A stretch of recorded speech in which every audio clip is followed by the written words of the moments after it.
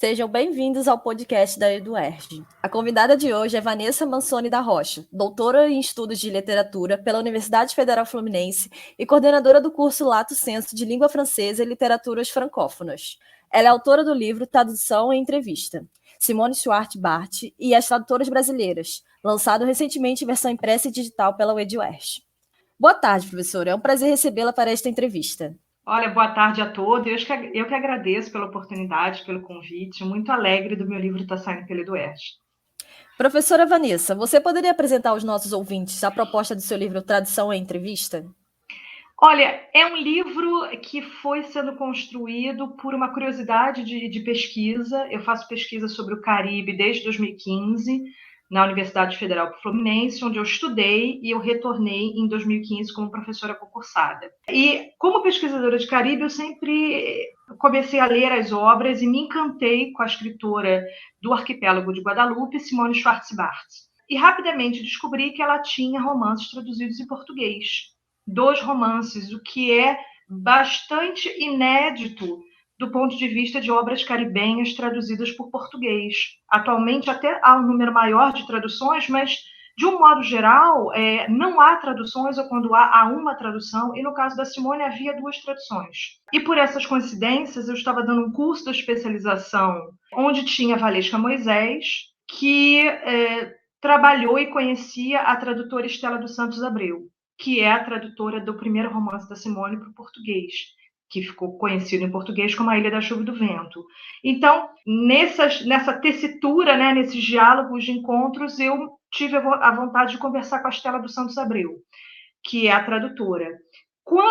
Aí eu consegui o e-mail da Estela, escrevi para a Estela. Naquele momento, eu não tinha dimensão que eu estava começando a fazer um livro. Eu tinha uma curiosidade, eu queria conhecer a tradutora, eu queria entender como que ela fez frente às dificuldades de tradução, porque é um livro com muita oralidade, é um livro que fala de uma realidade caribenha através de muita descrição, através de contos, muitos vocabulários de fauna, de flora. E eu falei, meu Deus, que dificuldade. Eu quis conversar com a Estela. Então, em 2016, eu conversei com a Estela. E só no ano seguinte, exatamente mais de um ano depois, porque a entrevista com a Estela foi em agosto de 16 e a com a Eurídice foi em agosto de 17. Um ano depois, me deu a ideia de conversar com a outra tradutora da outra obra da Simone Schwartz Bart, traduzida em português, que tinha sido minha professora no mestrado da UF, a professora Eurídice Figueiredo. E quando eu terminei a entrevista com a Eurídice, eu tinha todo esse material gravado, né? Eu gravei a entrevista e eu falei, gente, eu acho que eu tenho um livro, mas ele não foi concebido desde o princípio como livro. Ele nasce de uma vontade de escuta das tradutoras. Eu queria aprofundar a minha pesquisa em literatura caribenha a partir da escuta do trabalho dessas 2 tradutoras que eu, como pesquisadora, e entendendo as linhas de força dessas obras, eu imaginei que teria sido um trabalho muito difícil. Mas foi um livro que foi se construindo. E eu saí da entrevista com a Eurídice, em agosto de 17, falando assim, gente, eu vou procurar Simone e eu vou escutar a própria escritora falando de tradução. E eu fiz isso. No mês seguinte, em setembro de 17, eu tinha entrevista com a Simone. Eu falei, bom, agora eu tenho as 3 entrevistas, eu vou anexar uma pequena apresentação da escritora, vou anexar uma pequena apresentação das 2 obras e vou fazer um livro. Mas foi um processo muito longo que começou em 16 e que não tinha ambição de livro, era realmente uma vontade de conhecer essas pessoas e de entender melhor esse trabalho. A estrutura do seu livro é muito dinâmica. Como surgiu a ideia desse formato com destaque para as entrevistas? As entrevistas, eu me descobri ao longo desse processo, eu descobri que eu gosto de escutar os outros. Eu digo que eu descobri porque foi o meu primeiro movimento como entrevistadora. E hoje, desde o início do ano, eu assino, digamos assim, uma coluna num site de Paris chamado Pluton Magazine, que seria a revista de Plutão, em que eu entrevisto escritores do Caribe. Eu já entrevistei o Rafael Confiant, que é da Martinica, e já entrevistei o Patrick Chamazot, que é da Martinica também. Então, eu acho que eu entendi nesse processo que eu gostava de ouvir, que eu precisava ouvir, que a gente precisa ouvir mais. né? A gente está numa sociedade que todo mundo precisa dar opinião, né? Todo mundo tem que falar, todo mundo tem que ter uma opinião sobre tudo, todo mundo tem que se colocar. E eu comecei a perceber que talvez, para mim, o melhor caminho fosse o inverso. O melhor caminho fosse escutar. E aí eu pensei em escutar essas tradutoras, tanto sobre o processo específico da tradução dos dois romances, quanto sobre a tradução de uma maneira geral. Então, o livro é dinâmico porque ele, digamos assim, o principal do livro é escutar as tradutoras, é tirar as tradutoras desse anonimato. Digamos que é lançar um holofote um pouco para as coxias desse trabalho de tradução e iluminar esse trabalho que muitas vezes fica obliterado, né? A gente lê muitas obras em tradução, mas a gente nem menciona o nome do tradutor, a gente não se preocupa em quem é o tradutor, a gente não vai ouvir nunca esse tradutor. Então, esse livro quis, de maneira assim, muito verdadeira, muito afetuosa, trazer para o primeiro plano as tradutoras. E tudo que veio depois. Né? A análise das obras eu já tinha, porque eu já tinha artigos publicados, eu já tinha a minha verve de pesquisadora, mas eu acho que o dinamismo vem porque são longas entrevistas, né? São entrevistas de mais de 30 perguntas, o que não é tão comum, porque a gente ou não escuta tradutor, ou se escuta tradutor, são 2, 3 perguntas.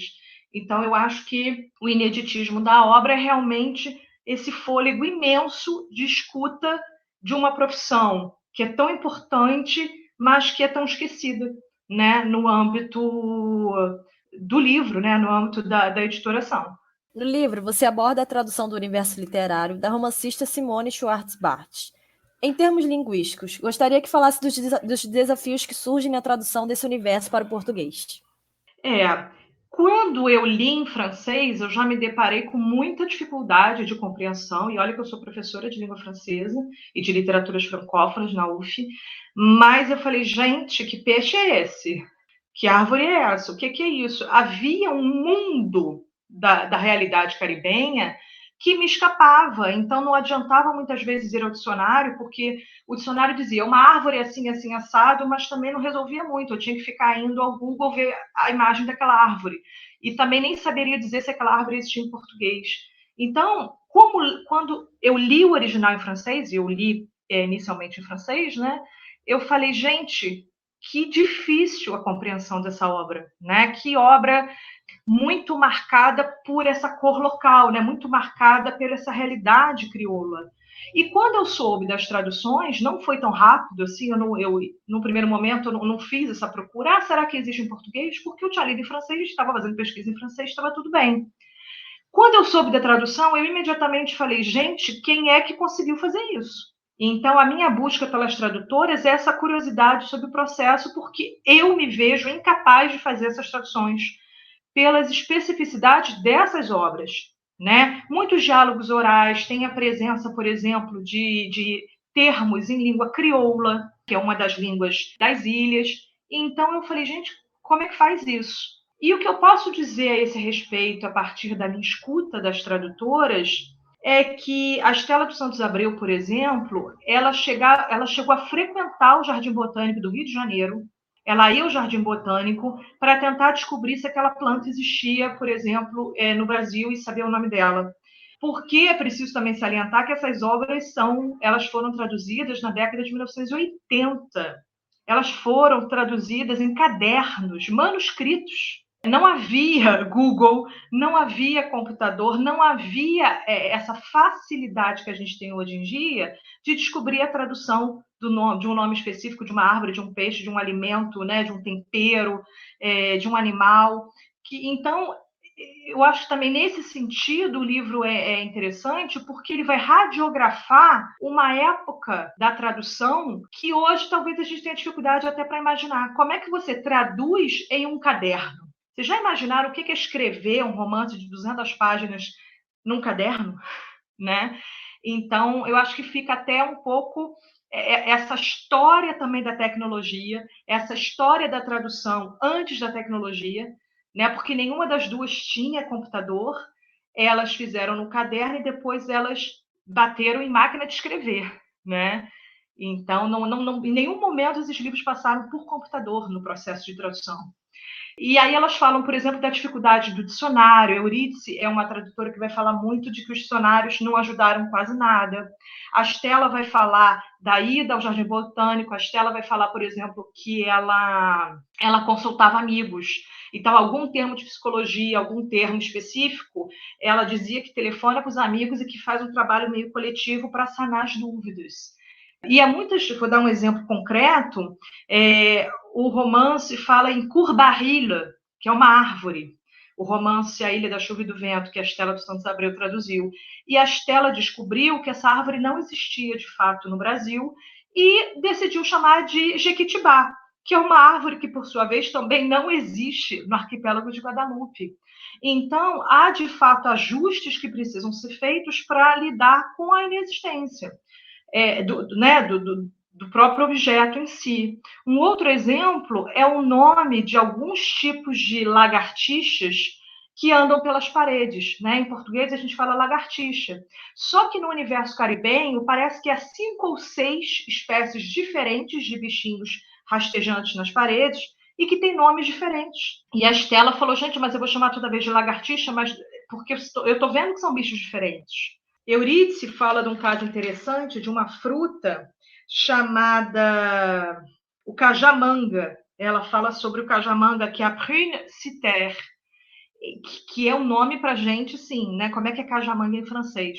Então, realmente é um desafio muito grande do ponto de vista dessas nomenclaturas, do ponto de vista desse flerte com a língua crioula. Então, tem muitos provérbios. É curioso assinalar que depois dessa empreitada, e possivelmente inspirada pela dificuldade dessa empreitada, a Stella dos Santos Abreu ela vai fazer um dicionário de provérbios, que é um livro canônico para os pesquisadores de língua francesa, para os tradutores de língua francesa para o português, que é um dicionário de capa dura gigante, que vai propor, que vai repertoriar provérbios em francês e vai propor provérbios similares em português.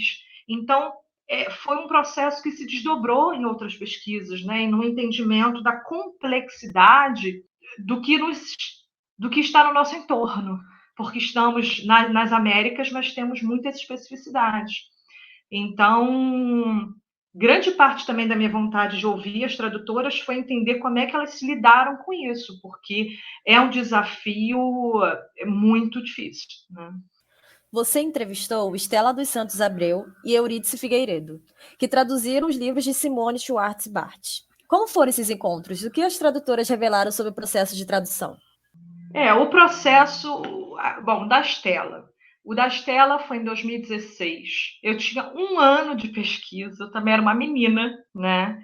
Eu me lembro que a gente marcou no restaurante Lamas, lá no Flamengo, que é onde a Stella mora. E aí eu me lembro de ter comprado assim, flores no meio do caminho, sabe? Aquela menina, eu estava encantada. Eu falei, gente, eu vou escutar a tradutora. Ela aceitou conversar comigo, uma pessoa ocupada. Então, acho que foi também uma soma de momentos. O meu momento mais jovem, o meu momento como jovem pesquisadora. Eu estava inebriada que eu tinha passado em primeiro lugar no concurso da UF, que foi onde eu estudei. E eu consegui falar com a Stella. Então, eu lembro que eu cheguei, eu estava numa alegria. E aí, eu cheguei com o meu roteirinho de perguntas para a Stella no restaurante. E ela logo mostrou para mim que aquele encontro ia ser diferente, porque a primeira ação dela foi tirar da bolsa uma foto dela com a Simone Schwartz-Bart, uma foto que ela tinha tirado em 2011, quando as duas se encontraram num café extremamente importante em Paris, chamado Le Deux Magots. E ela vem com aquela fotografia, coloca em cima da mesa e começa a falar sobre a Simone. E eu fiquei muito impactada. Eu me lembro de ter ficado muito impactada, porque eu tinha criado algumas ficções e alguns devaneios na minha cabeça. Eu imaginei que ela ia ser uma pessoa sisuda, até porque ela era muito mais velha, né? A Stella tem quase 90 anos hoje, né? Então eu fiquei pensando que eu ia ser uma coisa muito protocolar. E daqui a pouco ela começa a contar histórias, contar histórias, contar histórias. Foi realmente uma revelação. Foi uma entrevista imensa. Eu não esperava que ia ser tão longa. Eu me lembro da Stella falar, nossa, são muitas perguntas, né? E eu fiquei assim, de eu ficar sem graça. E outras perguntas surgiram no momento. E foi, acho que ali que eu entendi que o tradutor era alguém um pouco de carne e osso, né? Porque apesar de ser da seara da literatura, né, de ser professora universitária, fiz mestrado, fiz doutorado, enfim, tinha toda uma trajetória ligada ao âmbito da academia e lidando com tradução, mas ela ali, ela descortinou para mim um outro mundo, ela era muito acessível, e ela estava, acho que, mais feliz do que eu, porque foi a primeira vez que ela falou desse processo de tradução. Isso também é uma questão importante para a gente salientar. Tanto a Estela quanto a Eurídice nunca tinham tido oportunidade de falar sobre essa experiência da tradução. E são traduções que já completaram 30 anos. Né? Quando eu ouvi a Estela, em 2016, o livro que ela tinha traduzido, a tradução dela tinha completado exatamente 30 anos, cravado, porque é um livro que foi traduzido em 86 e eu falei com ela em 2016. Então, 30 anos. No caso da Eurídice, foi um livro de 79, né, publicado em 79, traduzido em 1988, e eu conversei com ela em 2017, quer dizer, a Eurídice fez 29 anos. Então, era uma data comemorativa, 30 anos das traduções e também um pouco 30 anos de silêncio. Então, a Estela estava assim, tão ou mais encantada do que eu pela oportunidade. E eu fiquei muito surpresa. Com a Eurídice, teve um outro aspecto, porque a Eurídice tinha sido minha professora. E a Eurídice, ela é mais centrada nela mesma, ela fala menos, ela é mais séria, ela não faz tantas piadas. Então, e eu, como fui aluna dela e eu sabia que ela era um pouquinho braba, eu fiquei assim um pouco intimidada. Eu falei, gente, como é que vai ser isso? E quando eu escrevi para ela, pedindo para conversar com ela, eu disse que eu tinha conversado com a Estela dos Santos Abreu e que conversar com ela ia fechar um pouco esse ciclo, né? E ela me respondeu assim, Vanessa, isso já faz mais de 30 anos, eu não me lembro de nada, a nossa conversa vai durar 5 minutos, a não ser que você acha que você é capaz de tirar água de pedra, ela falou para mim. E aí eu falei, gente, o que eu faço? Eu insisto, é deselegante insistir, era minha professora, então eu estava assim, eu estava andando num campo mais minado com a Eurídice, o que pode surpreender porque eu já a conhecia, então poderia parecer que era mais simples, mas para mim não foi mais simples, muito pelo contrário, porque eu falei, gente, ela pode achar a pergunta pouco inteligente, eu fiquei numa situação com ela de um pouco da discípula vendo a professora, né?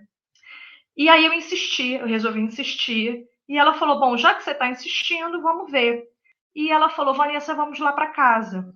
E eu me lembro, estava chovendo, e eu me lembro de andar em Santa Teresa falando, gente, eu vou entrar na casa da minha professora. Então, isso fez um nó na minha cabeça e ao mesmo tempo foi tão afetivo, foi tão bonito, porque ao mesmo tempo que ela diz que não se lembra, como ela se lembrou? Então tem isso também, esse livro é uma viagem memorialística, né? Pensar, voltar 30 anos atrás e entender esse processo, como é que ele começa, por que elas quiseram traduzir, como é que foi isso.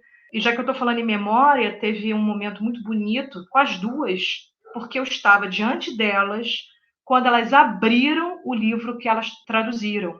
Então, tinha anotações, tinha palavras sublinhadas, flechas, e elas começaram a reler trechos e pensar como é que elas traduziriam aquele trecho hoje. Então, foi muito bonito. Eu acho que eu não tinha dimensão do que eu estava fazendo, tanto do ponto de vista da minha pesquisa, do meu entendimento, quanto do ponto de vista do que eu acredito que eu pude proporcionar para as duas, que é essa volta ao tempo, essa viagem à tradução. E depois, enfim, depois eu transcrevi, foi um processo enorme, porque foram entrevistas de mais de 2 horas, eu transcrevi, elas corrigiram, viram, e o livro está saindo esse ano pela Eduerge, acho que o processo é um pouco esse. O seu livro também traz uma entrevista da própria Simone Schwartz-Bart. Como ela recebe a tradução de suas obras? Ela acompanha o processo?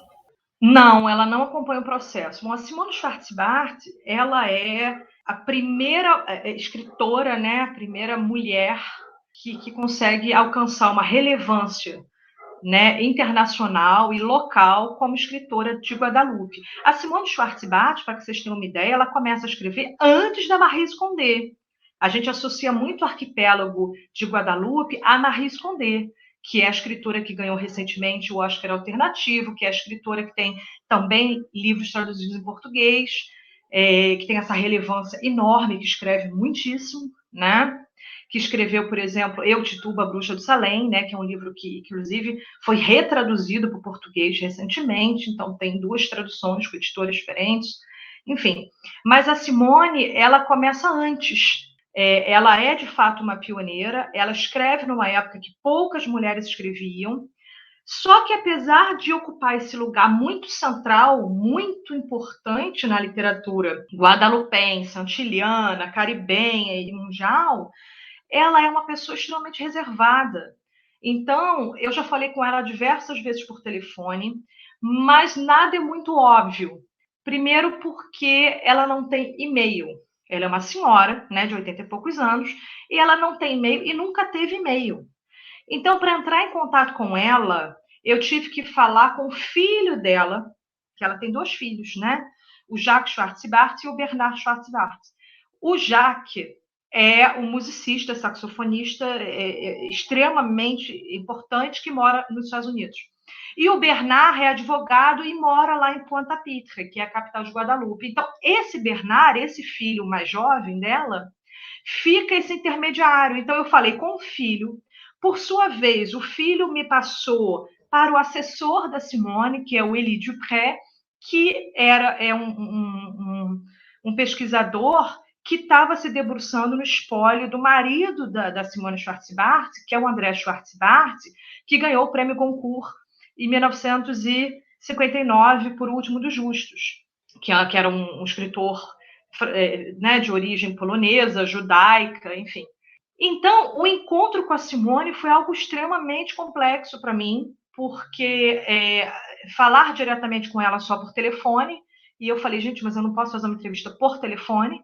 Imagina você telefonar para Guadalupe, não é telefone WhatsApp, não, é telefone fixo, né? Falei, gente, mas não tem como entrevistá-la por esse caminho. E aí eu entrei um pouco nessa rede dela, que é uma rede que acaba, né? Que ela é dificultosa para quem quer falar com ela, mas por outro lado é uma rede muito afetiva, porque para chegar nela eu passei pelo filho, aí eu descobri o apelido que o filho se refere a ela, e eu passei pelo assessor, e aí o assessor também me fala coisas dela. Então eu acabei entrando num mundo muito particular, que é um mundo de uma escritora que dita os seus livros. Ela também não digita, ela não gosta de computador, ela é avessa à tecnologia. Então, ela dita o livro para esse assessor, o Élie Dupré. Então, os últimos 3, 4 livros foram feitos desta maneira, com histórias ditadas, o que é muito mágico, porque retoma todo esse universo de contadores de história que vão remeter às mulheres, aos homens, aos griots e às griottes, que são os contadores de histórias de África. Então, digamos que essa aversão da Simone à tecnologia, que me custou muito conseguir fazer a entrevista, em alguma medida também me insere nesse universo dela, que é um universo muito pessoal, um universo muito tranquilo, muito avesso, né? É como se ela vivesse num mundo paralelo, porque que escritor hoje em dia abriria a mão de ter Instagram, de ter WhatsApp, ter Facebook? Ela não tem nem e-mail. Mas ela passa a mão no telefone e me liga. Ela já ligou para minha casa algumas vezes. Então é uma relação muito afetiva, muito curiosa. E a entrevista ficou enxuta, né? O que acontece também é que eu faço perguntas assim mais de análise literária, umas perguntas mais complexas, e ela responde de maneira assim bastante monossilábica, né? Bastante diminuta. Ela claramente não é uma persona, né? Ela não faz da vida dela uma performance, ela não é uma escritora performática, ela não vive de salão de livros, ela não vive das histórias que você pode contar sobre ela é uma pessoa extremamente reservada, e ela não vive de literatura, né? Ela ficou quase 25 anos sem escrever. Quando o marido falece, aí que ela para mesmo, né? Que eles chegaram a escrever, inclusive, juntos, algumas obras. E ela foi comerciante, né? Ela tinha uma loja de antiquários, né? Lá em Guadalupe, na capital, quer dizer, nem era na capital, era em Goiávia, que é a região onde ela mora. Então, ela é uma comerciante, ela lida com a literatura de outra maneira. Então, ela também, quando dá entrevista, porque eu acompanho, são entrevistas de 4 perguntas. Então, eu acho, inclusive, que, como disse Euridice, eu tirei água de pedra, porque ela falou quase 20 perguntas comigo. E apesar de ter falado de maneira bastante comedida, que é uma característica dela, e que eu super já me incomodei com isso, porque como pesquisadora eu queria ouvi-la muito. Mas hoje eu fico fascinada, porque é alguém que não foi mordida por essa mosca azul do sucesso. E ela é uma escritora premiada. A primeira obra dela traduzida para o português, que em francês se chama Pluie et Vent sur Theleme Miracle, em português é A Ilha da Chuva e do Vento, saiu pela editora Marco Zero em 1986. Esse livro foi traduzido em mais de 12 línguas. Então, ela é uma escritora de uma repercussão internacional inquestionável. E é absolutamente humilde, absolutamente tranquila, assim, reservada. E a primeira pergunta, quando eu falo para ela da alegria dela eu pergunto para ela qual é a alegria dela de se saber traduzida em tantas línguas. E a resposta dela, ela simplesmente vai falar da alegria dela de ler tradução. E aí ela vai falar de Jorge Amado, que ela é fascinada pelo escritor brasileiro Jorge Amado. E aí, desde a primeira pergunta, eu entendi que não ia ser tão fácil, porque na realidade ela não sabe em quantas línguas ela foi traduzida, ela não acompanha o processo de tradução, ela não valida, isso tudo é feito pela editora. Ela teve um contato mais próximo com 2 tradutores, o tradutor da obra para o russo e a Estela dos Santos Abreu, porque a Estela dos Santos Abreu foi para o Caribe, foi para Guadalupe para encontrá-la e para sanar dúvidas, né, para dirimir dúvidas da tradução. O que também cria uma novela dentro do meu livro, porque a Estela dos Santos Abreu, com seus próprios recursos, paga uma viagem Paris-Pointe-à-Pitre e vai tirar dúvidas de tradução com a própria escritora, passa 2 semanas, frequenta a casa da Simone. Então, na realidade, é uma história dentro da história, porque a Estela estava começando a traduzir, ela tinha traduzido no ano anterior O Pau de Sebo, né, o livro que ela traduziu como Pau de Sebo, do René Depestre, que é do Haiti. Então, a Estela estava começando a traduzir Caribe, se sentia insegura e simplesmente pegou o dinheiro dela, investiu e foi. E isso eu conto também com detalhes no livro, essa viagem, a especificidade da viagem. Então, acho que acaba sendo um livro também de curiosidades sobre encontros. É um livro sobre encontros. E é um livro sobre encontros de mulheres. Isso é um aspecto que chamou muito a minha atenção, quando eu me dei conta de que eu, pesquisadora, Estela dos Santos Abreu, Eurídice Figueiredo e Simone Schwarz-Bart, eu falei, gente, a gente está aqui numa quadrilogia, a gente está falando de mulheres que lidam com o texto, num contexto em que nem sempre a voz feminina é valorizada e nem sempre a voz feminina é reconhecida. E, então, também é uma celebração do encontro de vozes femininas. Simone Schwarz-Bart compara o ato de traduzir a um transplante dos livros em novas terras. Na sua opinião, quais são os fatores essenciais ao processo de tradução de um livro? É uma fala bonita que ela faz, né? Porque ela é tão comedida nas respostas e ela me vem com essa. Ela diz que a tradução é um transplante de uma planta. Então, ela pensa o livro como um ser vivo, né? E ela diz que ela confia plenamente de que essa planta será vigorosa, que ela vai crescer, que ela vai ficar formosa, se a terra for boa e se a terra for bem tratada. E esse trabalho da terra, da nova terra, né, em que essa planta transplantada vai ser plantada, essa nova terra é o trabalho do tradutor.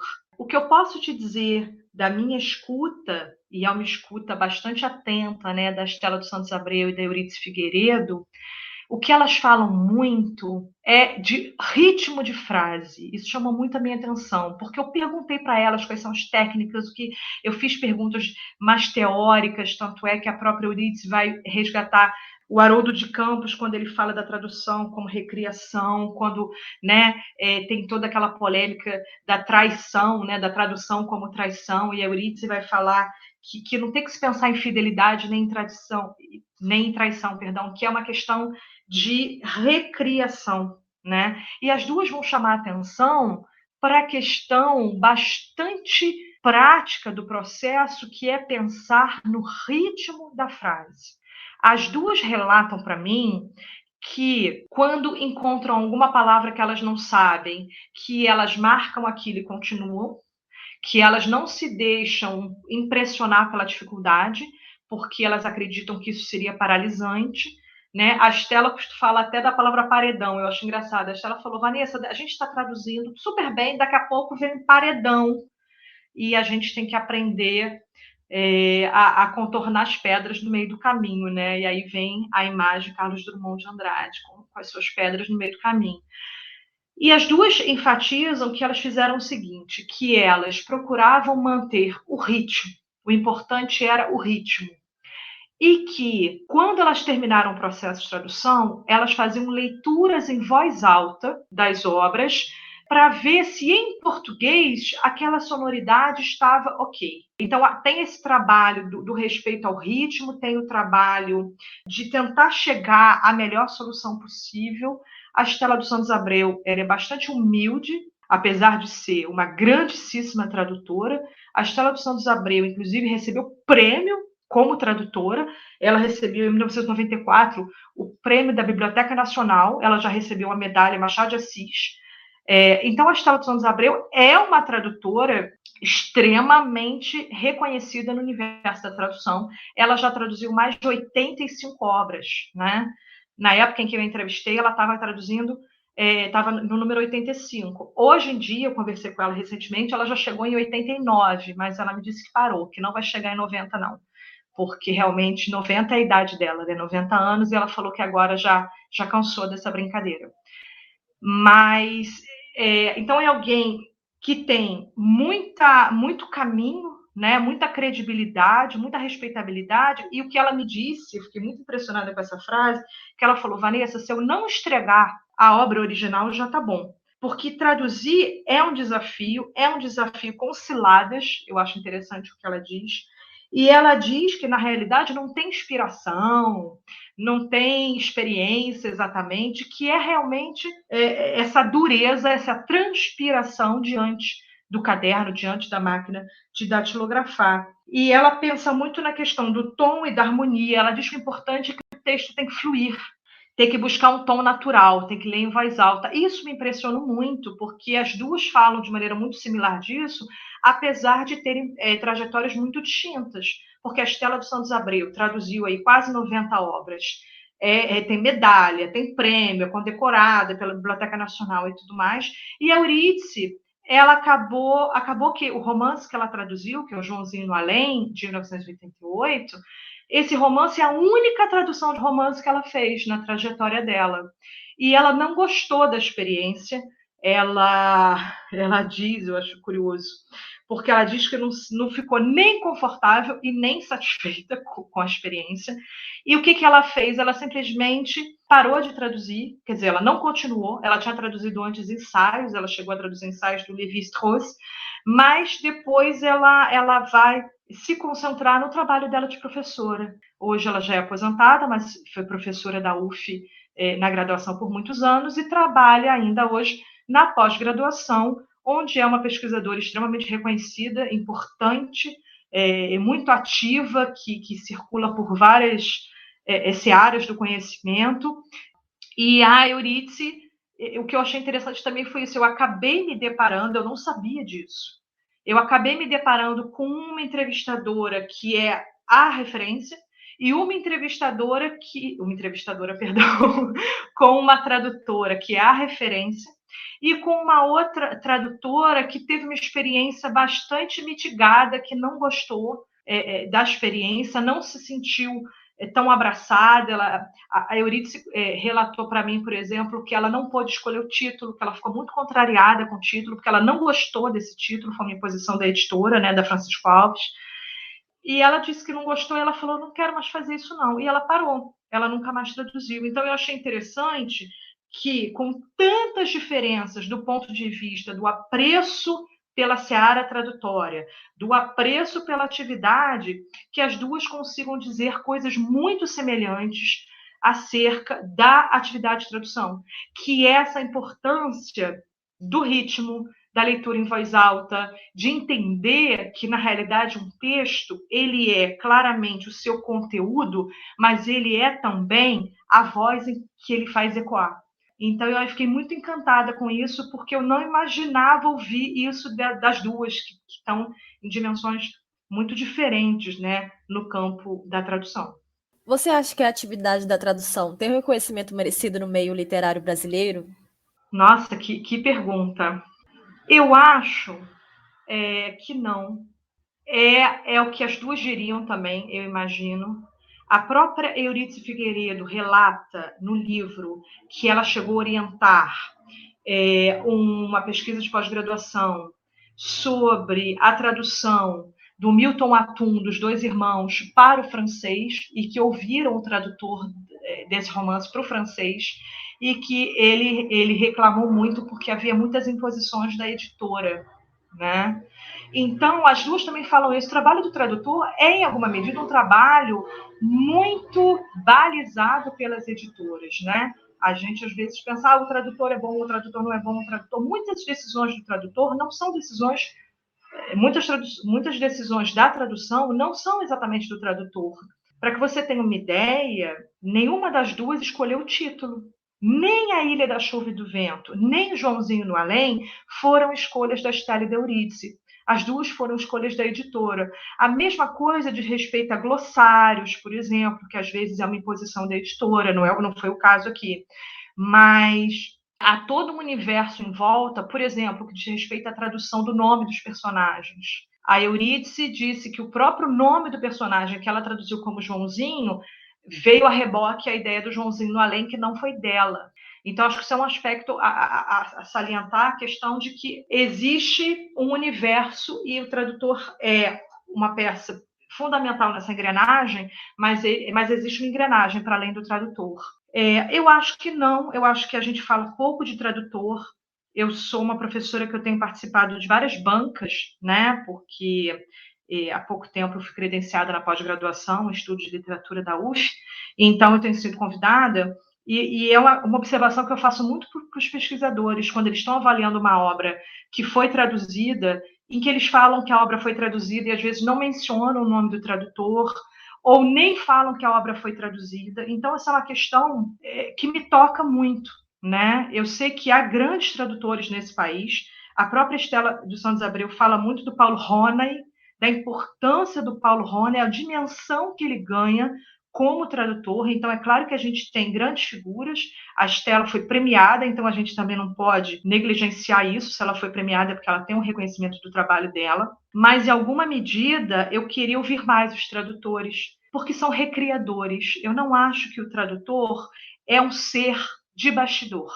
Eu não acho que o tradutor é um ser das coxias. Eu não acho que ele é o ser das luzes apagadas. O meu entendimento, apesar de não ser pesquisadora de tradução, né, eu não pesquiso exatamente tradução. Eu pesquiso literatura caribenha, né, da ilha de Martinica e do arquipélago de Guadalupe, sobretudo. Com interfaces com o Brasil, com algumas piscadelas para o Haiti, mas, sobretudo, Martinica e Guadalupe. Então, eu não sou exatamente uma pesquisadora de tradução, mas eu queria saber mais quem são esses tradutores, eu queria ouvi-los mais.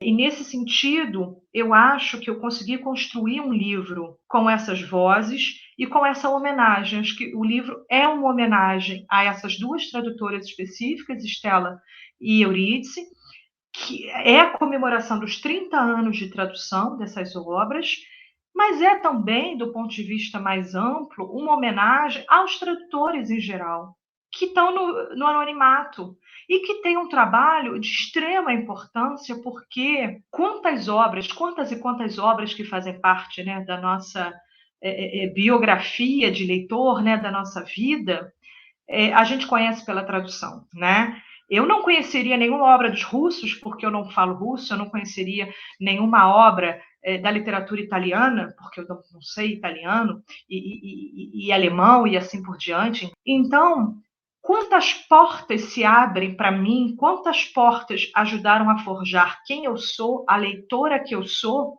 e esse trabalho veio pelos tradutores, e me parece que talvez isso não seja tão ressaltado. Então, acabou se tornando esse trabalho de homenagem. Num primeiro momento, nem tinha dimensão disso, eu realmente não tinha. Esse livro foi se construindo no caminhar.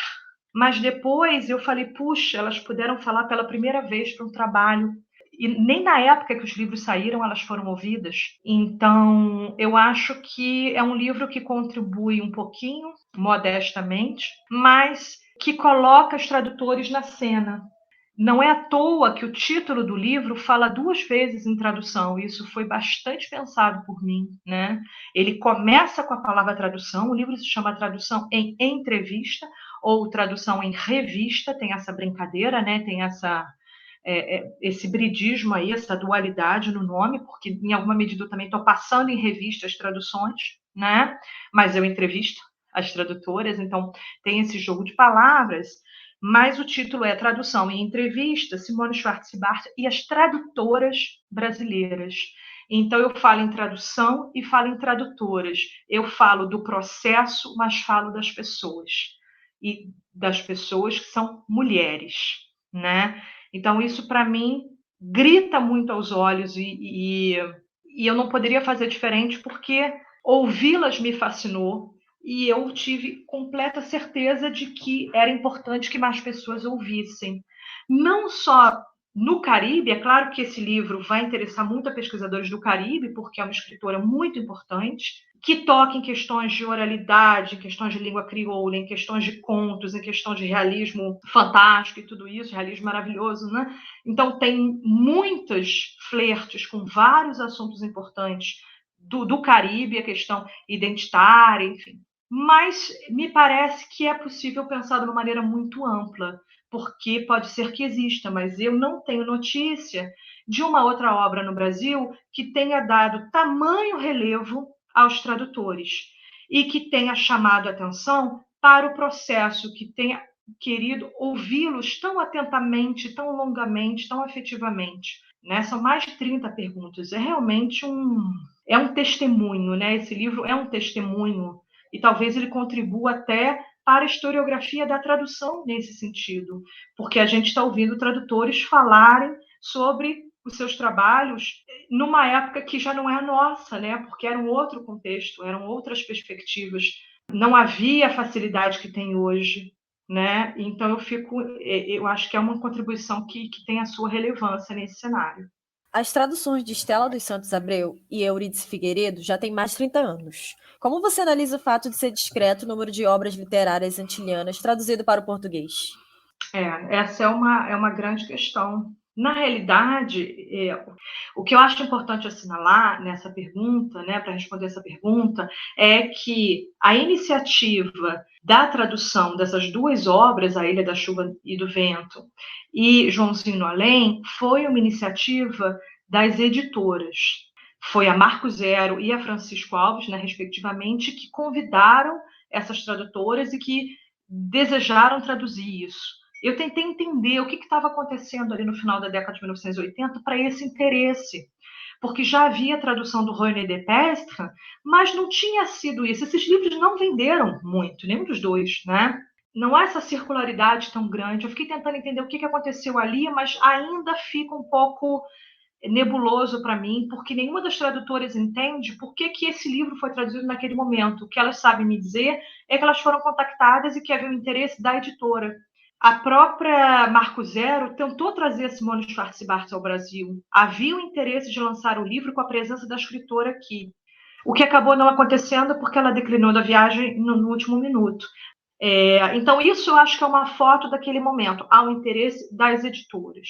O que me parece que há hoje, e hoje eu consigo perceber um movimento bastante promissor de aproximação de pesquisadores. Nós tivemos Seminário Internacional de Literaturas Caribenhas, a primeira edição desse seminário acontecendo esse ano. A gente está tendo vários eventos, revistas. Eu acho que os pesquisadores de Caribe têm se aproximado. Eu tenho, dentro das minhas possibilidades também tentando fomentar esse diálogo.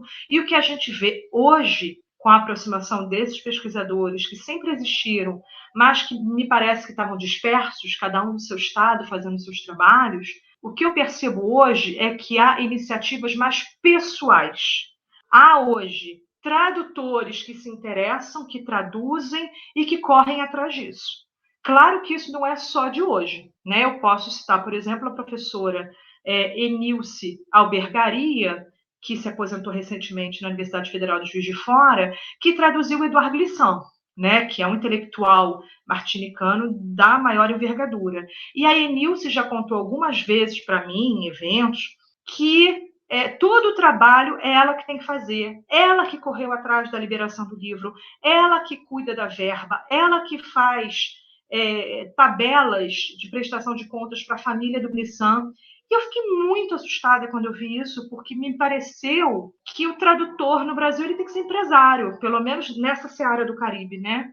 Ele é um empresário, porque ele escreve para a editora, ele busca publicação, ele muitas vezes paga a tradução que ele faz, né? Tanto traduções teóricas quanto literárias. A impressão que eu tenho é que há um movimento de jovens pesquisadores, jovens tradutores, que estão realmente empenhados em fazer avançar essa área através até dos seus próprios recursos financeiros. A gente tem visto publicações em editoras menores, editoras que circulam menos, possivelmente com publicações que são também financiadas pelos seus autores. Então, acho que a gente tem agora um movimento um pouco diferente, mas, apesar do número ser diminuto, eu acho que a gente está vivendo um momento de efervescência. Arrisco dizer que nunca se viu um momento de tantas obras caribenhas traduzidas em português. Eu vou dar uns exemplos. A gente teve recentemente o discurso sobre o colonialismo do Aimé Césaire sendo retraduzido pela editora Veneta, saiu em 2020. A gente tem Pele Negra, Máscaras Brancas, do Frantz Fanon, que também saiu recentemente. Já tinham sido traduzidas e que foram retraduzidas. A gente tem, esse ano, saindo Cartas a uma Negra, da Françoise Egat, que é aquela correspondência que a Françoise Egat vai travar com a Carolina Maria de Jesus, escritora, né, brasileira, e essas cartas nunca foram enviadas, né? E esse livro foi traduzido esse ano. A gente tem também a antologia de poesia contemporânea do Haiti, numa organização, compilação, tradução do Henrique Provizano Amaral, que é um pesquisador ligado à USP, de São Paulo. A gente tem esse meu livro, eu acho que há um movimento, assim, eu tenho visto um número maior de traduções. Então, me parece que nesse mundinho diminuto, estamos vivendo um boom. Claro que é um boom que tem que ser analisado proporcionalmente a esse cenário. É uma literatura que circula muito mais na França, por exemplo, do que nas próprias Américas, né? Que é muito mais consumida, muito mais lida, muito mais estudada na França ou até nos Estados Unidos, né? Então, a gente tem esses movimentos, mas me parece que a gente está num grande momento. A Suzanne Césaire, por exemplo, né, o livro A Grande Camuflagem está saindo esse ano. Eu nunca vi, eu acompanho o Caribe desde 2015 de maneira mais atenta, eu nunca vi tantas publicações ao mesmo tempo e tantas traduções. Então, me parece que a gente está vivendo um momento muito bonito e eu fico até feliz que meu livro esteja saindo nesse momento, porque é um livro que remonta a 2016, então ele sair nesse momento não foi pensado, foi o caminho dele, né, de maturação, de diálogo, que foi um livro feito com muita calma, né, não foi um trabalho rápido. Fico feliz dele sair nesse ano, porque eu acho que tem a ver com esses diálogos todos que estão acontecendo. Então, me parece que a gente está realmente construindo um novo momento que vai fomentar novas traduções. Inclusive, o Henrique Provenzano Amaral e eu estamos organizando o número de uma revista da Criação e Crítica, que é uma revista da USP, em comemoração a esse momento que a gente está considerando de efervescência do Caribe no Brasil. Então, a gente está comemorando isso, então você vê, né, que momento é. Mas é claro que a gente queria muitas traduções. Há um certo ressentimento de grandes autores não serem traduzidos. Rafael Confian não é traduzido. O Chamoiseau só tem um romance traduzido, que é o Romance de Chaco, que foi traduzido pela Rosa Freire de Aguiar em 93. Então, a gente tinha, de maneira esparsa, aqui e ali, algumas coisas, mas parece que agora esses espaços estão diminuindo, até do ponto de vista da distância entre a publicação e a tradução. O livro que a Estela dos Santos Abreu traduziu foi traduzido 14 anos depois dele ser publicado originalmente em francês.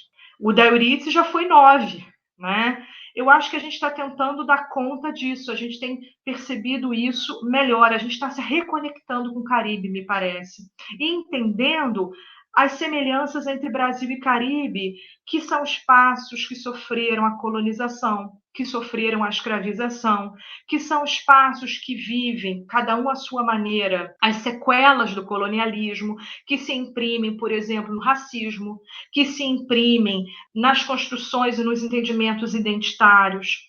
Então, acho que a gente agora está começando a perceber que somos vizinhos, que estávamos assim, um pouco de costas um para o outro, vamos dizer assim, e que agora a gente está virando o corpo e está se olhando. Então, eu acho que tem um novo cenário, né? A gente está valorizando essas interfaces Caribe-Brasil. A Conceição Evaristo, nossa grande escritora, fez o prefácio da nova tradução do Eu Tituba, Bruxa de Salem, da Marie Condé. Então, eu acho que a própria editora perceber que há um diálogo Conceição Evaristo e Marie Condé já mostra essa nova conjuntura, que é uma conjuntura de aproximação e de entendimento que essas literaturas falam de assuntos bastante convergentes e que podem ser melhor conectados. Então, as conexões estão aí. Eu acho que também é um trabalho nosso, né, de pesquisador, de ir percebendo essas conexões e essas aproximações, porque são literaturas que se espelham muito. E as traduções precisam acontecer, e eu acho que estão acontecendo. Eu só lamento um pouco que, às vezes, seja uma iniciativa do tradutor. Né? O tradutor quer fazer, ele briga, ele corre atrás. Eu queria ver mais editoras. Então, eu acho que a gente está vivendo um momento sobre o qual a gente vai falar daqui a algum tempo, porque tem alguma coisa muito preciosa acontecendo de jovens pesquisadores, de reunião de pesquisadores, de obras teóricas estando sendo publicadas, de acervos sendo construídos. Então, como pesquisadora de Caribe, acho que é realmente um momento para a gente celebrar. Vamos voltar agora a falar da escritora Simone Schwartz-Bart. De maneira geral, qual você considera ser o aspecto mais significativo de sua literatura? Eu acho que a questão feminina eu botaria como um primeiro grande vulto temático, porque ela fala de gerações de mulheres, ela fala sobre a questão da maternidade, da maternagem, ela fala sobre os conflitos e as violências nas relações amorosas, ela fala sobre a relação de avós e netos. Então, eu diria que no primeira coisa seria a questão do feminino, que é muito latente nela. Depois, me parece que a questão da família, né? A Simone, ela realmente cartografa a Guadalupe, né? O seu arquipélago. Então, um outro tema, eu diria, que é a questão da própria Guadalupe, que ela procura definir, que ela procura entender, porque é um espaço muito específico, se a gente pensa que não é um espaço que tem soberania nacional. A Guadalupe é uma ex-colônia, né, francesa, mas não se tornou independente. Então, desde 1946, é um espaço que tem o epíteto, né, de departamento ultramarino francês. Hoje em dia tem se falado também em coletividade, né, ultramarina francesa. Então, é um lugar que tem a bandeira francesa, tem o passaporte francês, tem a cultura francesa, né? Eles são franceses, mas eles são muitas outras coisas, porque eles têm uma identidade compósita, eles têm outras influências, eles estão nas Américas, eles são negros. Então, pensando nisso, a Simone deu sempre muito realce a Guadalupe. Que lugar é esse? Que pessoas são essas? Outros temas que eu poderia elencar é a questão do exílio. Ela tem obras centradas no exílio. Por exemplo, a peça de teatro Tombeau Capitaine, que não foi traduzida para o português ainda, é uma peça. O título seria Túmulo do Capitão, né? Traduzindo de maneira bastante rápida ao pé da letra. Que fala sobre um agricultor haitiano que se exila em Guadalupe para trabalhar, e ele tem uma vida absolutamente precária e solitária, e ele começa a gravar cartas, só que como ele não escreve, né? Ele é analfabeto, ele não escreve, ele começa a gravar a sua voz em fitas cassetes e envia para sua mulher, Marie-Ange, que ficou no Haiti, e ela, por sua vez, faz a mesma coisa. Então, é esse diálogo epistolar por cassetes, né, fitas cassetes, que vai versar sobre as dificuldades todas do exílio, que é um grande tema. Para além desses temas que eu já mencionei, acredito que eu possa acrescentar o tema da própria alimentação, né, da gastronomia. A Simone tem um texto, que na realidade é um discurso que ela proferiu numa festa das cozinheiras de Guadalupe, que se chama Du fond de casserole, que seria do fundo da panela, né, da caçarola, em que ela vai falar, ela vai tentar entender, delinear a identidade a partir da relação com a comida. E aí não só no que se come, mas como se come. Ela diz, por exemplo, que nas Antilhas as pessoas não podem comer sozinhas, que não existe o comer sozinho, que o comer é um ato de comunhão com o espaço, com as pessoas, com a natureza. Então, é um texto muito bonito. Além disso, a estreia literária da Simone, em 1967, é com um romance que ela escreveu com o marido, André Schwarzbart, chamado Un plat de porc aux bananes vertes, cuja tradução seria um prato de porco com bananas verdes, em que ela vai falar também de exílio, porque é uma personagem que está já senhora exilada no asilo na França, e lembra do seu país natal, né? Lembra da sua Guadalupe natal, e um episódio muito marcante é esse prato de porco, que é uma lembrança que a protagonista tem do pai, que ela nem tem certeza que é o pai, mas do suposto pai dela, que é a alegria dele, a satisfação dele em saborear esse prato, que é um prato típico nas comemorações de Natal, né, nas festividades. Então, são esses temas que são temas absolutamente interessados em descortinar essa sociedade, né? A Simone faz obras muito realistas no sentido de ancoradas nas questões da sociedade. E também obras muito engajadas, porque também versam bastante sobre a escravização, sobre a questão da exploração que existe entre os bequês, que são os brancos filhos dos colonos, para a população local, né? Ainda hoje há uma certa cisão econômica e também ligada ao poder, né, em Martinica e em Guadalupe, ligado a essas pessoas que possuem terras, essas pessoas que seriam hoje os empresários, né, que são herdeiros dos brancos, têm a pele mais branca e que exercem um poder imenso sobre a grande parte da população que é mestiça, né? Então, é uma obra, é realmente um espelhamento da sociedade. Ler Simone Schwarzbart é entender o que é o Caribe, assim, nas suas fricções com outros espaços, nas suas dificuldades, na humildade dos personagens.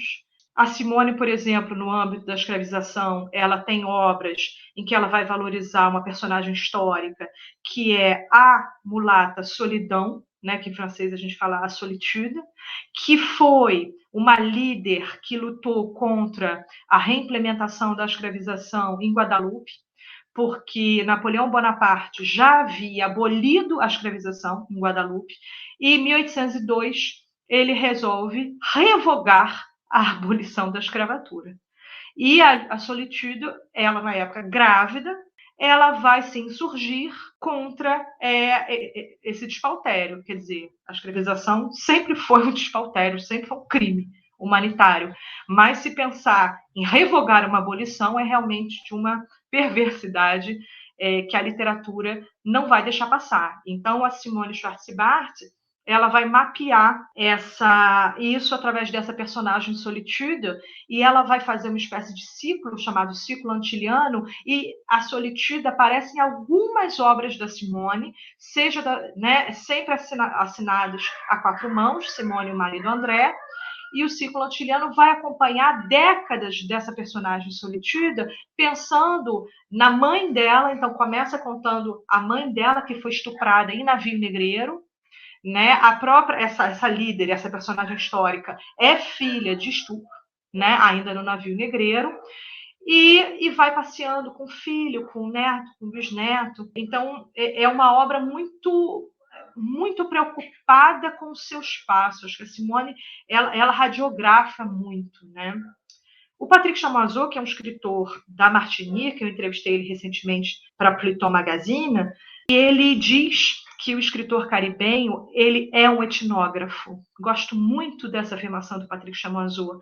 Nessa sensibilidade do Chamoiseau de olhar, e a ideia do etnógrafo também vai remontar ao Glissant, que é um intelectual anterior ao Chamoiseau, essa literatura muito imbricada com as suas questões. Então, a Simone não faz obras que são de assuntos muito específicos, né? É claro que há os nomes dos personagens, há os indivíduos, né?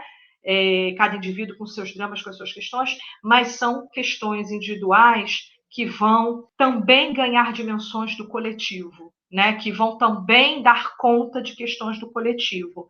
Então, ela é essa escritora que merece ser lida para quem quer conhecer um pouco o Caribe e quem quer entender tanta afinidade que o Brasil tem com o Caribe.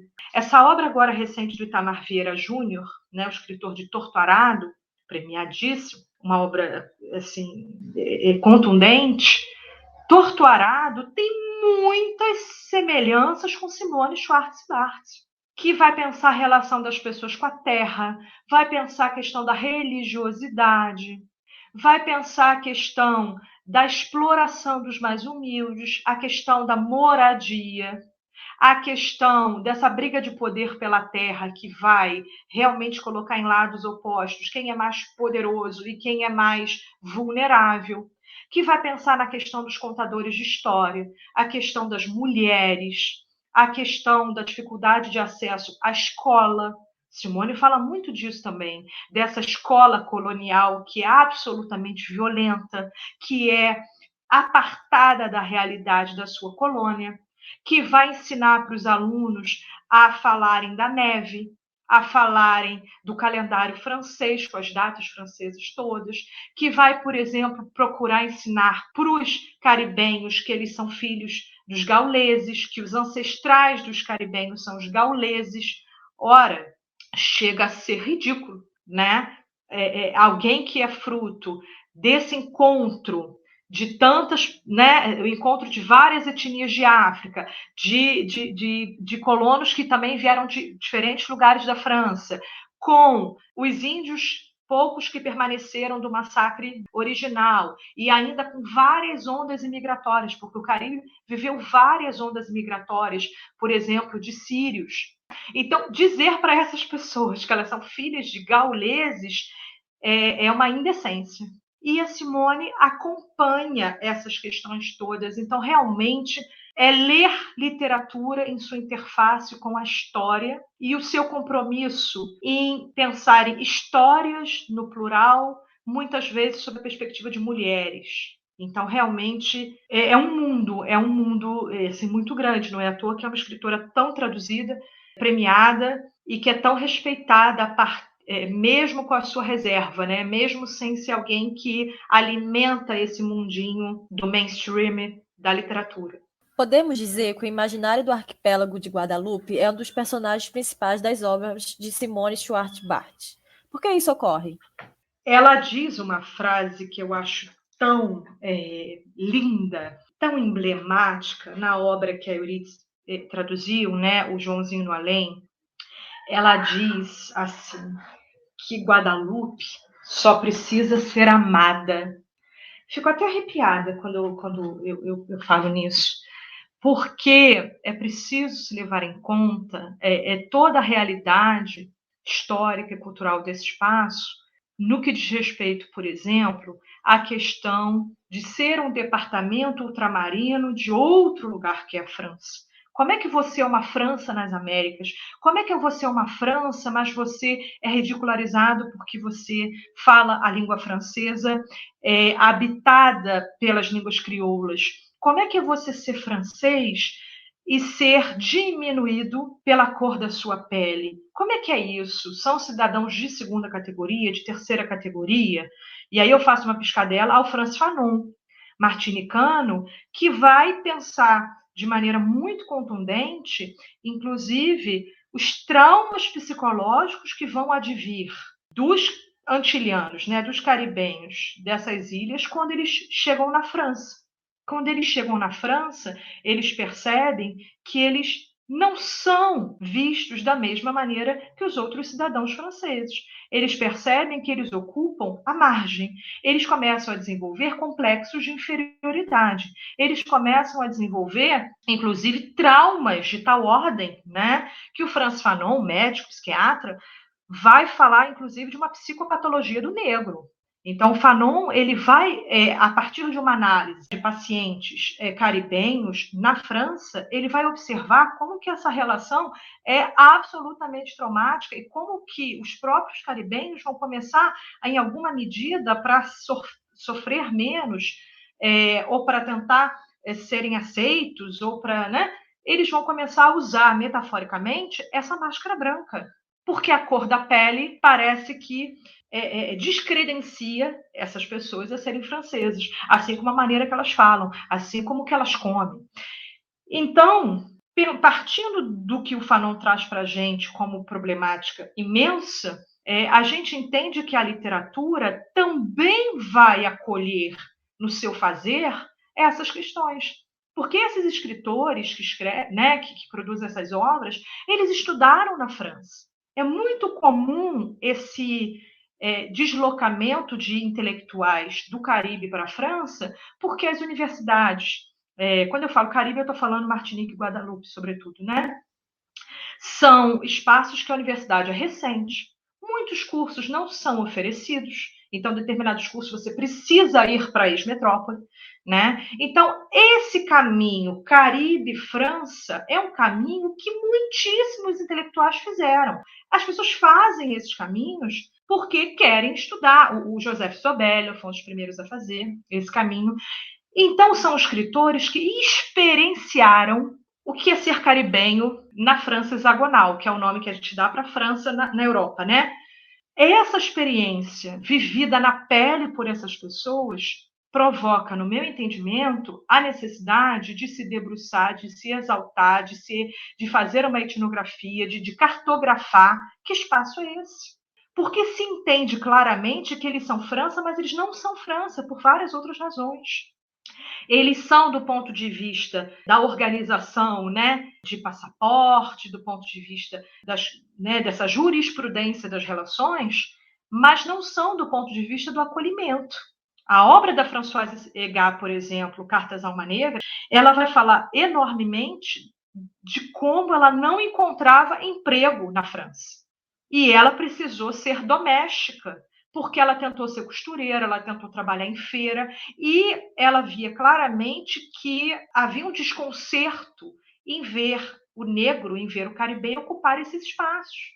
Ao passo que, como doméstica, ela era bem acolhida, entre aspas, porque as próprias patroas achavam exótico e interessante ter serviçais caribenhas.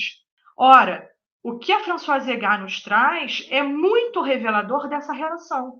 Porque se os caribenhos, se o lugar do caribenho é o lugar dessa subserviência, é o lugar do rebaixamento, é o lugar da inferioridade, é o lugar do serviçal, é o que vai limpar a sujeira do outro, ora, isso diz muito para as relações. Porque eu costumo dizer que a colonização não acaba quando ela termina. Eu falo muito essa frase. A colonização não acaba quando ela termina.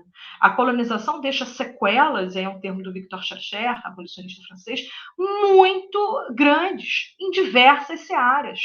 Essas sequelas estão sendo cada vez mais estudadas e mapeadas. Silvio Almeida usa a palavra resquícios, ele diz que a colonização deixa resquícios.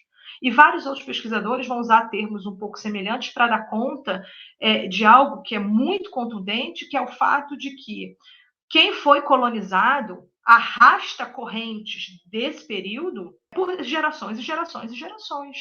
Então, a gente tem hoje pessoas que já estão muito afastadas, né, da escravização, muito afastadas da colonização, mas a ideia de uma colonialidade, ou seja, algumas linhas de força do período da colonização que continuam a existir, que é a hierarquização das pessoas, que é a coisificação, é o termo do Césaire, a coisificação do negro, a coisificação do caribenho, a animalização do caribenho, isso se imprime. Então, me parece que os escritores, quando eles escrevem, eles não podem escrever sobre outros assuntos que não essas questões que são urgentes, porque são feridas abertas. Porque são questões do dia a dia, que é o entendimento do que se é e do que se é a partir do que fazem com a gente. Porque o caribenho também precisa lidar um pouco como retroagindo, né? O que eu faço porque eu sou francês, mas eu sou maltratada, eu não sou aceito, eu sou humilhado. Então, a literatura é uma literatura ainda recente, do ponto de vista, né, dos séculos. A gente tem uma produção mais forte de literatura caribenha na década de 1920, com Césaire. Claro que já tem grandes clássicos, já há grandes obras fundamentais, mas em termos de tempo, de temporalidade, ainda é muito recente.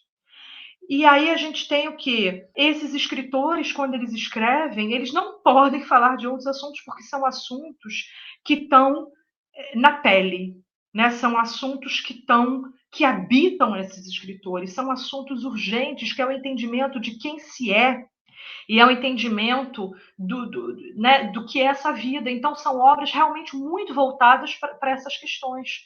E a Simone, ela alcança, né, um certo pioneirismo feminino nisso, porque é uma das primeiras mulheres que vai fazer essas obras, e obras que são muito reconhecidas pelos seus pares escritores como obras norteadoras do que é ser caribenho. E nisso ela fala muito da Guadalupe. Essas duas obras que foram traduzidas para o português, né, A Ilha da Chuva e do Vento e Joãozinho no Além, ela fala de Guadalupe o tempo inteiro. A palavra Guadalupe aparece dezenas de vezes. Eu acho que também tem esse movimento de é preciso fazer conhecer, é preciso nomear. Então, tem esse ato do nomear para fazer conhecer. Então, tem um escritor nesse trabalho de proteção, de divulgação, de conhecimento, de autoconhecimento. Me parece que são todas essas questões em diálogo, né? O matriarcado é outro tema muito presente nos romances de Simone, inclusive aqueles escritos em conjunto com seu marido, André Schwartz Bart. Você considera que ela tem influência em parte dos movimentos atuais de valorização do protagonismo feminino? Eu vou dizer que sim, mas apesar dela, como se fala em francês, né, malgré elle. O que eu estou querendo dizer com isso? Ela claramente entendeu que precisava falar de mulheres. Os livros dela, todos têm mulheres muito fortes. Claro que há livros que são só praticamente de mulheres e outros que têm também, né, outros personagens importantes, mas todos os livros têm mulheres muito importantes. Simone Schwartz-Bart é uma escritora sobre mulheres importantes e sobre a importância da mulher, porque talvez as mulheres sempre foram importantes, mas essa importância não era acordada, né? Essa importância não era nomeada, essa importância não estava nas páginas dos livros. Então, esse olhar sem dúvida. Mas, por outro lado, já li entrevistas da Simone falando que ela não se vê como feminista, que ela não se vê exatamente nessas brigas, que ela não, né, essas ondas, esses movimentos, essa briga do que seria um feminismo negro com um feminismo civilizatório, europeu. Enfim, a Simone, ela tira um pouco o corpo fora nessas discussões que me parecem mais políticas, né? Ela não assume isso. O que ela diz é: eu sou uma mulher que gosta de falar de mulheres. E ela não vai além, ela não reivindica esse espaço, ela não se etiqueta, vamos dizer assim, né? Ela não se deixa etiquetar como escritora feminista. Já li críticas sobre ela dizendo que ela gosta mais do termo escritora feminina que feminista. O que também é uma questão. No Brasil, esse adjetivo feminino, né, ela é uma escritora feminina. No Brasil, isso vai chamar alguns adjetivos, assim, o ideal que é meio complicado, né? Porque o que é o feminino? É o delicado? É o leve? É bastante polêmico também essa discussão, né? Mas ela vai fugir disso. E aí, por isso que eu acho que ela é feminista, apesar dela, porque apesar dela, como figura pública, não reivindicar isso e fugir dessas etiquetas, desses rótulos, ela faz vários livros sobre a mulata solidão, que é a mulher que encarou, digamos assim, né, que encarou Napoleão. É a mulher que, grávida, vai lutar para que a escravização não seja reimplementada e que vai morrer enforcada.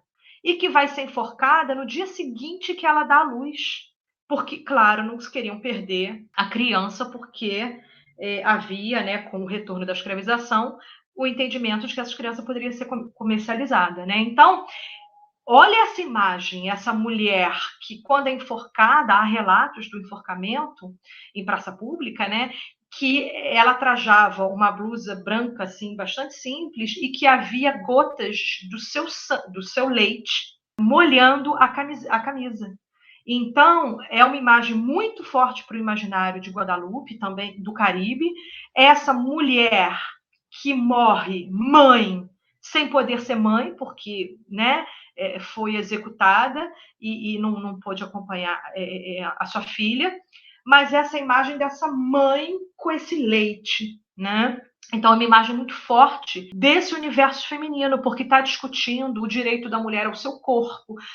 A Solitude é filha de um estupro, então está discutindo a violação do corpo da mulher, está discutindo a questão dessa mulher que é desumanizada, que é desassistida, né, que é violentada de maneira interseccional. Então, quer dizer, isso está muito claro nas obras. E você vê também, em paralelo com essa exaltação do feminino, existe o rebaixamento do masculino. Isso também é muito interessante. Porque muitos personagens homens nas obras, ou eles não são nomeados, ou eles são vistos como irresponsáveis, como vagabundos, ou eles morrem. A Simone mata muitos personagens masculinos, né? Então, acho que ela trabalha na tessitura dos seus textos com esse pêndulo duplo. A exaltação do feminino, o rebaixamento do masculino. Então, nesse sentido, é impossível não dizer que ela não é feminista, mas é preciso deixar claro que ela não reivindica para si esse rótulo. Mas é uma coisa que ela não controla, né? Um escritor, quando ele publica a leitura que cada um faz, o que ele depreende, o que ele aprende, o que aquilo vai semear dentro dele, e isso a Simone não pode controlar, então ela não pode realmente impedir que a sua obra tenha uma recepção de obra feminista. Mas ela não se vê assim. Professora, a quem você recomendaria a leitura de Tradução e Entrevista, Simone Stuart Bart e as tradutoras brasileiras? Eu acho que é um livro que transita por algumas searas. De início, claro, quem se interessa por obra do Caribe. Quem se interessa por obras de mulheres, escritoras mulheres. Quem se interessa por uma perspectiva decolonial. Né? Quem quer pensar o mundo a partir de uma ótica que não é a ótica do colonizador. Então, que vai reescrever a história, que vai ressignificar a história, que vai valorizar os personagens anônimos, as pessoas mais simples. Também, quem se interessa por esse tipo de obra vai se interessar muito pela Simone. Quem gostou de Torto Arado, do Itamar Vieira Júnior, vai amar A Ilha da Chuva e do Vento, da Simone Schwarz-Bart. Então, tem quem gosta de obras, né, no feminino, quem gosta de obras caribenhas, mas eu acho também que quem gosta de uma boa literatura, sabe? Quem gosta de um texto que não é pretensioso, quem gosta de um narrador que não é arrogante, quem gosta de descobrir coisas novas. Então, me parece que a obra da Simone tem toda essa abrangência. Ora, se eu estou falando da Simone, é claro que eu acabo também procurando reverberar esses gostos. Mas, de um ponto de vista mais específico, quem gosta de tradução, né, o meu livro, claramente, quem gosta de tradução, quem gosta de literatura e o entendimento dos bastidores disso, quer dizer, entender melhor essa engrenagem. Quem traduz, por que traduz, como é que é traduzir, é bom traduzir, é angustiante traduzir, quais são as ferramentas do traduzir, quais são as definições possíveis do traduzir, quais são os sentimentos de quem traduz, qual é o olhar para o tradutor, para a obra traduzida depois de um lapso de tempo grande. Então, quem gosta de tradução, quem gosta de literatura, quem gosta de historiografia literária, quem gosta de historiografia da tradução, tem tudo para se interessar muito por essa obra. Quem gosta, eu posso brincar e dizer assim, quem gosta de tomar um cafezinho, comer um bolo e ouvir uma conversa. Quem gosta de conversar vai gostar muito desse livro, porque esse livro é a costura de 3 conversas com outras pitadas acadêmicas, né, de leitura do texto e tudo, mas são conversas. Então, quem gosta de conversas, quem tem uma disponibilidade para escuta, quem entende que ouvir o outro faz a gente melhor, quem entende que há muito a aprender com o que o outro fala, vai se identificar com o livro, porque é um livro de encontros, né, nesse sentido, né, são entrevistas, são 3 entrevistas com leituras, com outras leituras acadêmicas, mas são encontros. Então, quem quer pensar também encontros no feminino, acho que quem se interessa pelo feminino vai gostar dessa obra, porque são mulheres se encontrando no âmbito da pesquisa, no âmbito da tradução, no âmbito do diálogo literário, do gosto pela literatura.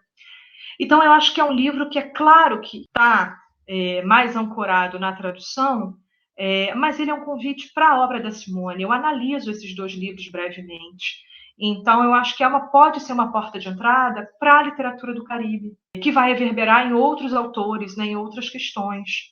Então, acho que é um livro que pode dialogar também com a sociologia, que pode dialogar com a antropologia, que pode dialogar com a história. Eu acho que há realmente uma abertura aí de horizontes, porque é um livro que prioriza o encontro, o diálogo e a voz da experiência, né, das experiências, do entendimento do fazer. Então, é um livro também sobre o ofício, né? É um livro sobre o ofício. É o ofício de traduzir, mas que também vai falar muito do ofício do escrever, do ofício do recriar, do ofício de associar.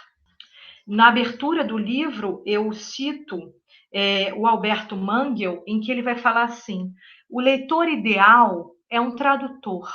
Ele é capaz de dissecar o texto, tirar a pele, cortar o osso até a medula, seguir cada artéria e cada veia, e depois dar a vida a um novo ser sensível. É um trecho que eu gosto muito e que eu escolhi, né, para iniciar o meu livro. Então, falar de tradutor é falar também do leitor, que é falar do escritor. Então, quem quer pensar na perspectiva do leitor, quem quer pensar nesse livro transplantado, quem quer pensar na tradução como o ato de semear, de recriar, tudo isso está no texto, né? Um livro relativamente curto, né? São 100 e poucas laudas, então não é um livro muito extenso, mas é um livro que passeia por muitos domínios, né? Com essa predisposição para ouvir.